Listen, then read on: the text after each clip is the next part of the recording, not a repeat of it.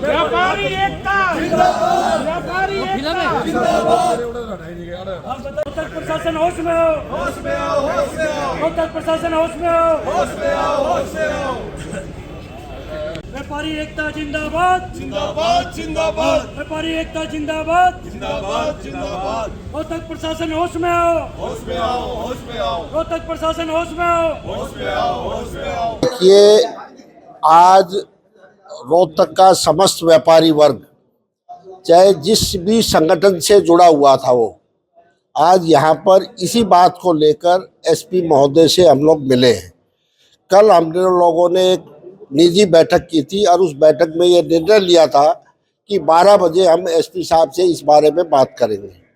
आज पूरे शहर का समस्त व्यापारी यहाँ पर एकत्रित है, सभी संगठनों से जुड़े हुए व्यापारी यहाँ पर एकत्रित है और एक ही बात की सरकार से और प्रशासन से मांग की है। जो हरियाणा का व्यापारी आज जीएसटी के रूप में हिंदुस्तान में चौथे स्थान पर सरकार का खजाना भरने का काम करता है, बदले में केवल एक ही चीज़ चाहता है कि उसकी जान माल की सुरक्षा सरकार सुनिश्चित करे, प्रशासन उसकी सुनिश्चित करे, जिसके लिए एसपी साहब ने हमें आश्वस्त किया है जिन बाज़ारों के अंदर रुपए का लेन देन होता है वहाँ पर पुलिस की गश्त बढ़ाई जाएगी, सीसीटीवी कैमरों को और मुस्तैदी के साथ तेज किया जाएगा और किसी भी व्यापारी को किसी भी तरह की कोई दिक्कत आती है, हर महीने विभिन्न बाज़ारों के अंदर हम लोग एसपी साहब के साथ निजी तौर पर बैठक करके एक चाय पर बुलाकर और अपनी अपनी बाज़ारों की समस्याओं को वहाँ पर निजी तौर पर रखेंगे। व्यापारी सदैव सेटिस्फाइड रहा है, व्यापारी की एक मजबूरी नहीं है। व्यापारी ना किसी से लड़ सकता, ना किसी के सामने हाथ फैला सकता, केवल अपनी बात को रख सकता है और उस बात को लेकर एसपी साहब ने हमें एक सेटिस्फाइड जवाब दिया है। एक जो लीगल प्रोसेस इस फिरौती को लेकर चल रहा है उसके लिए हम लोग सभी सेटिस्फाइड है और निकट भविष्य में जल्दी ही वो लोग जेल की सलाखों के पीछे होंगे। अभी सारा रोहतक का व्यापार मंडल, ट्रेड एसोसिएशन, सारे प्रधान माननीय एसपी साहब को मिलकर आए हैं।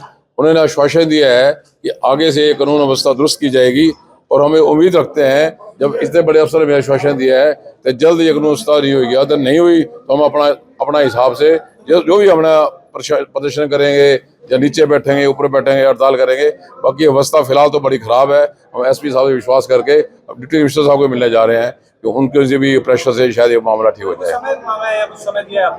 और उन्होंने ये कहा कि ये मामला जल्दी सोल्व हो जाएगा। कोई टाइम दिया नहीं, ऐसा कोई टाइम नहीं दिया उन्होंने हमारे को। और उन्होंने ये भी कहा है कि सारी बातें मीडिया में नहीं बतानी है अभी, क्योंकि ये चीज़ उनकी भी सीक्रेसी ठीक है।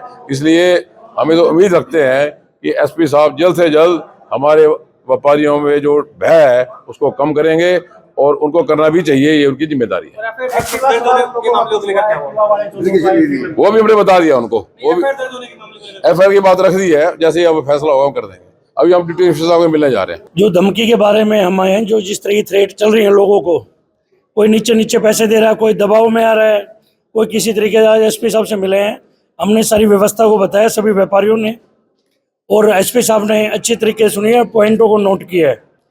तो 2 से 4 दिन या हफ्ते के अंदर इन चीज़ों पे सख्ताई कर देंगे। एफआईआर दर्ज करने के मामले को लेकर क्या हुआ? एफआईआर दर्ज करने के लिए एसपी साहब ने कह दिया कि हमारे को रिटर्न दे दो, मैं एफआईआर को दर्ज कर देंगे। फिर भी नहीं होता तो अगली रणनीति तो व्यापारी अपना संघर्ष करता रहेगा जैसे कर रहा है। जैसे व्यापारियों की जो समस्याएं हैं उसके लिए व्यापारी मंडल सभी के सभी रोहतक के समस्त व्यापारी अपना बहुत अच्छे स्वभाव से अच्छे तरीके से प्रशासन पर आवाज उठाते रहेगा।